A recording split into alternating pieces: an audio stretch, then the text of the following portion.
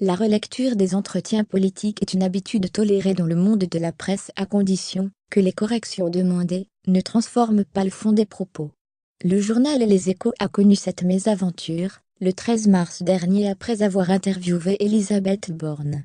Dans le contexte de la réforme sous tension de la SNCF, marquée par les grèves, la ministre des Transports se retrouve en première ligne et se voit projetée sous les radars de Matignon. Avant la publication de l'interview dans le quotidien économique, les services du Premier ministre ont retouché les propos d'Elisabeth Borne, à tel point que le journal refuse de la publier. Une décision justifiée dans un article publié lundi par le quotidien. À Matignon, la volonté de contrôle sur cette ministre technique peut être vexatoire.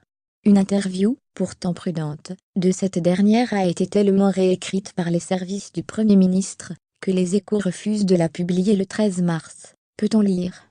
Mardi, l'opposition est montée au créneau. J'ai été ministre pendant 5 ans. Jamais je ne me suis fait corriger une interview, a indiqué sur LCP, le président du groupe LR à l'Assemblée Christian Jacob. Et Matignon n'a pas tardé à réagir.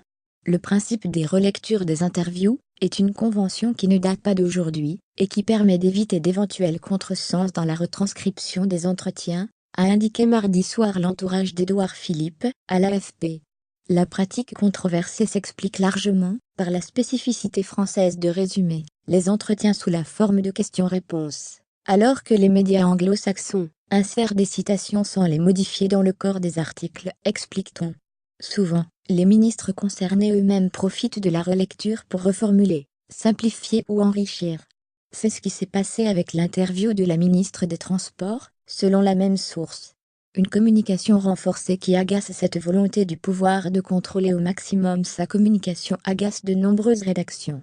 Dénonçant des abus, le quotidien régional, La Voix du Nord avait annoncé en janvier dernier qu'il mettait fin à ces méthodes de relecture.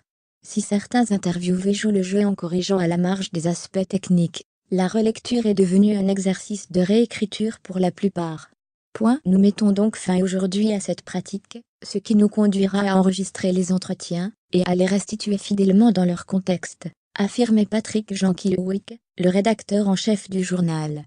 Plus récemment, le déménagement de la salle de presse de l'Élysée en dehors du palais avait également été mal perçu par les journalistes français et étrangers. Ce déménagement hors les murs de l'enceinte principale constitue pour les journalistes une entrave à leur travail, avait notamment déploré la Société des journalistes de l'agence France Presse. Quand Val faisait parler El Khomri du 49-3, ce n'est pas la première fois que le journal Les Échos voit ses entretiens modifiés. En février 2016, à l'aube de la loi travail impulsée par François Hollande, Myriam El Khomri laissait entendre dans son interview que le recours au 49-3 était une solution envisagée en cas de blocage avec le Parlement. Avec le Premier ministre, nous voulons convaincre les parlementaires de l'ambition de ce projet de loi. Mais nous prendrons nos responsabilités, prévenait-elle. Une petite phrase qui avait mis le feu aux poudres de l'opposition. Quelques jours plus tard, RTL révélait que ces propos n'avaient pas été tenus par Myriam El Khomri, mais rajoutés après relecture par les services du Premier ministre de l'époque, Manuel.